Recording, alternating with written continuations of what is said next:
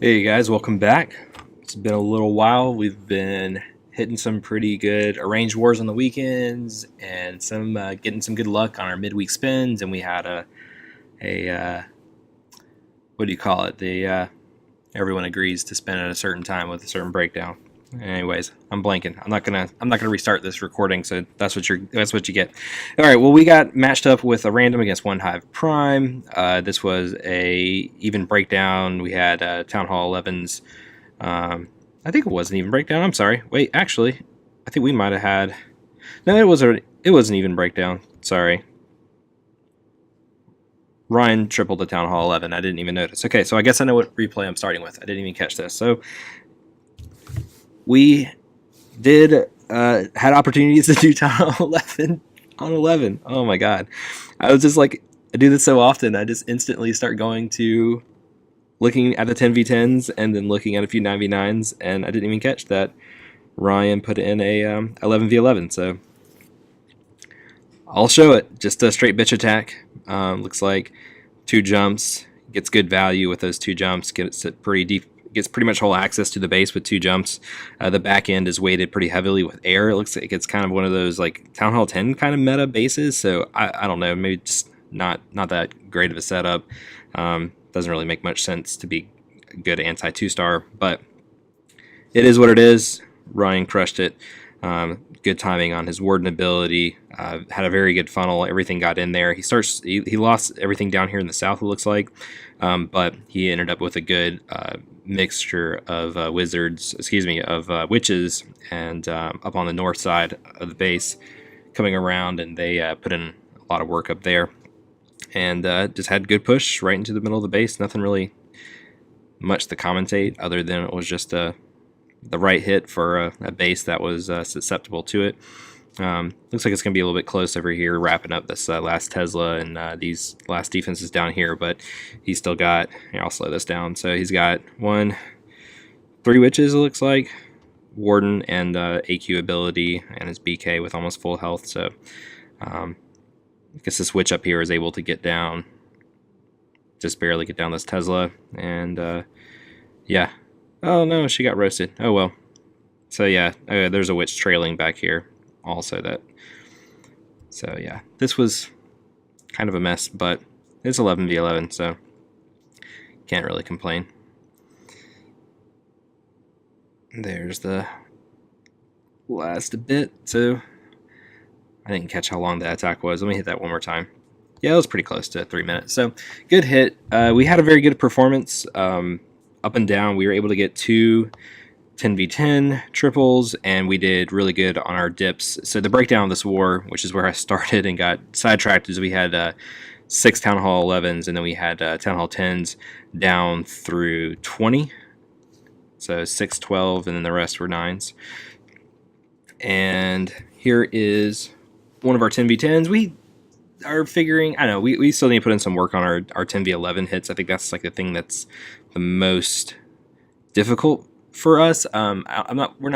We need to, we're working that out. I know we've got guys who are ready to, and who are committing a good bit of effort into 10v11, and then we've got a couple guys who are still just really enjoying the 10v10 game right now because of the, you legit have a chance to do it, and so it gets exciting, and so guys are focusing on that and putting in a lot of effort on that.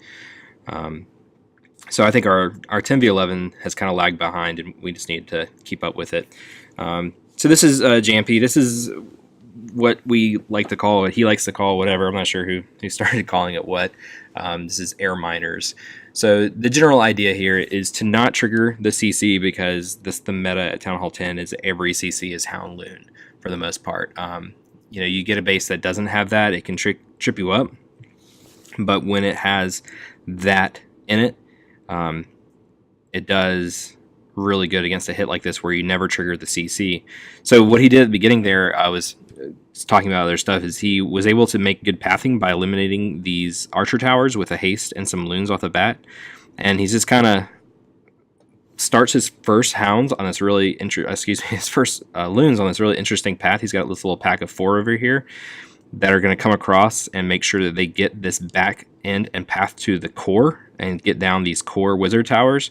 And so that was the importance to this, is that this hit looks really like YOLO, really spammy, but you have to take into account on bases like this with cored up wizard towers, you have to make sure you get those down. Now I know the rest of the base is mostly Town Hall 9 point defenses, but you still have to path. You still have to pay attention to those things. You can't just spam. This is not like a straight OP attack. It's a very viable meta, but you still have to know what you're doing and plan for it.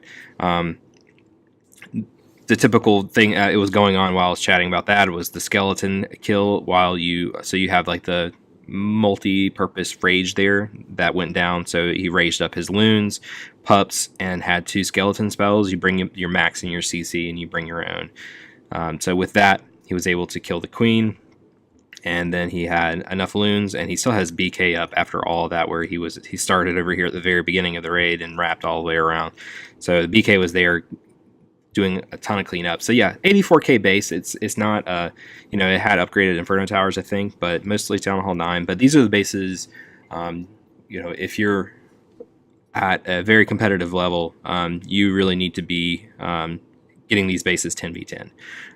It's just where the game is at right now. This is the weight that you ought to be able to get, and thankfully we've got a couple of guys who are really figuring this out. So this is Leo doing a different kind of style where he's able to pick off a couple of valuable defenses with some just a few camp space investment with bowlers with just good friendly bounces. So he kind of exploited that, and that was just good scouting. That was just a good eye to see that he could do that.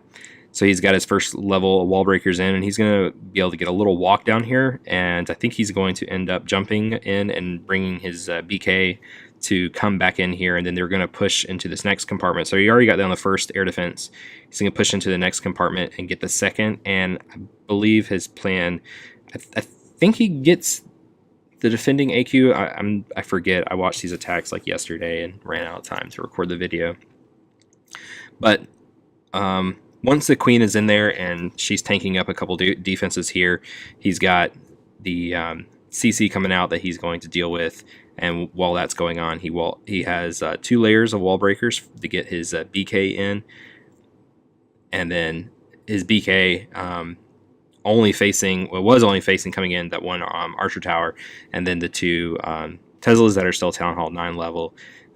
He gets pretty good value for just a single BK. So Queen eventually catches up. She ended up kind of lagging behind here, so he loses his king down there because Queen has a hang back. She had to get some air skellies and get a storage, and then a mine, and then this cannon, and then she's hitting this Inferno tower, but there's no other defenses that are hitting her. So Inferno towers have such slow DPS.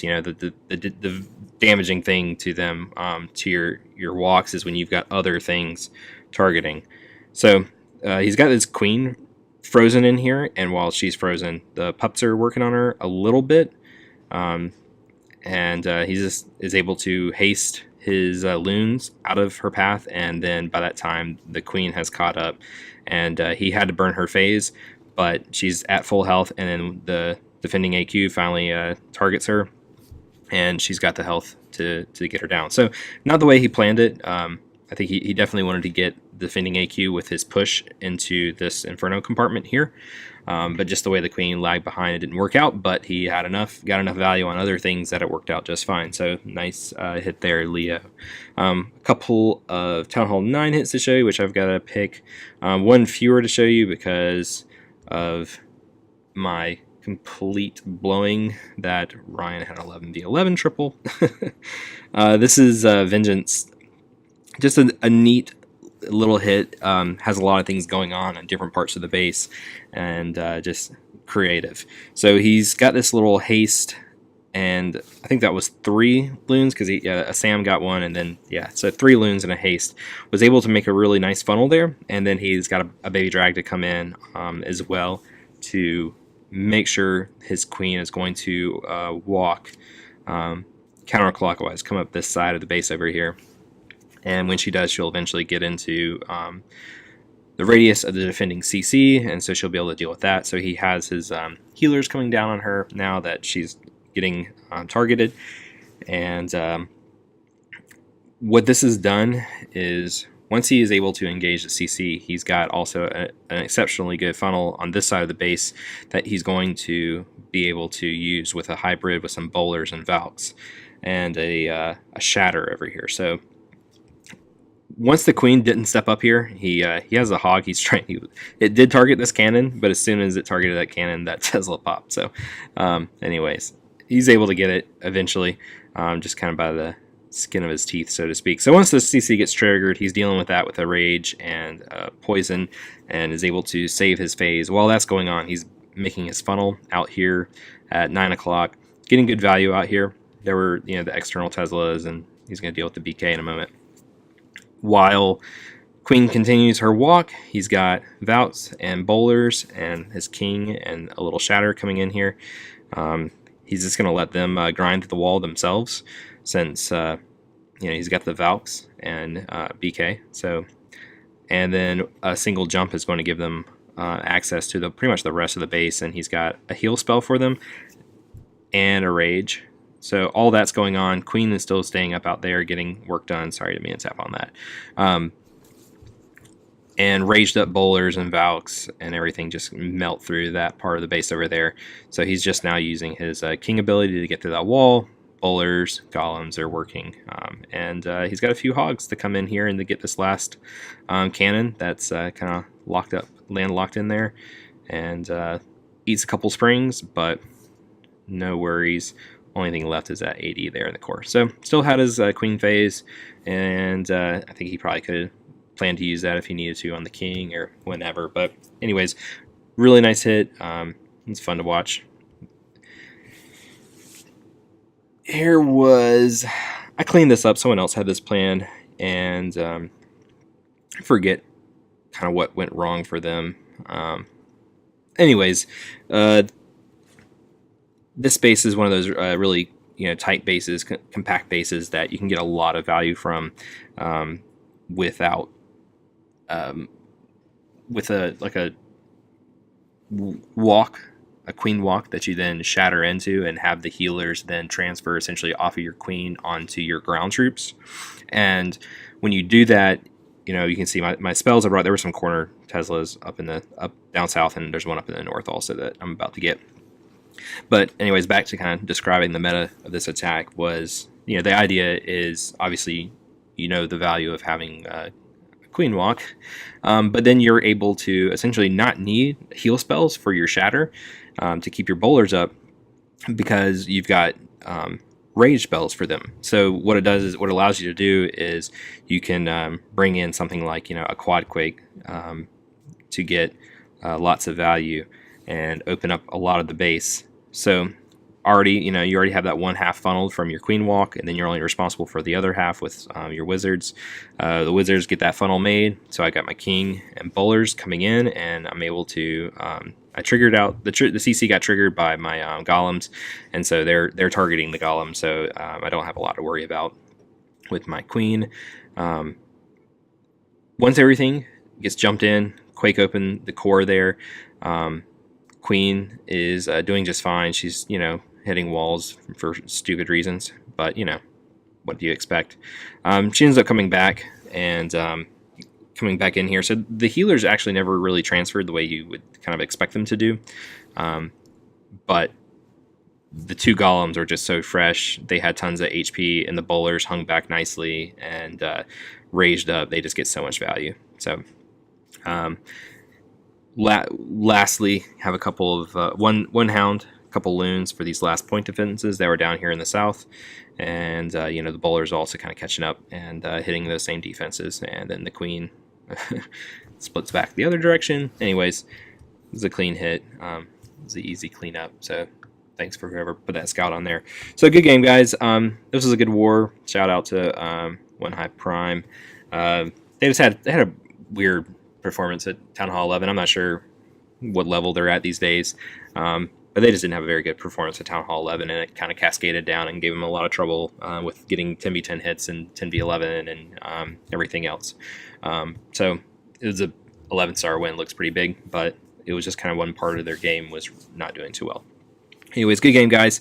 We also got lucky and got a nice, another nice midweek spin after this that I'll recap tomorrow against Emphatic Elite, and here's that right now. It's pretty close. It was a weird breakdown. They have one more Town Hall 11, but we have 2 more Town Hall 10s, I think. So, and it was only a 30-man because there was that Clash Cup whatever going on. So I think we were missing some guys, so that's why we ended up spinning a 30. Anyways, we'll catch you guys hopefully tomorrow. The next day I'll upload another video. All right, good game, guys, and great is Alchemy.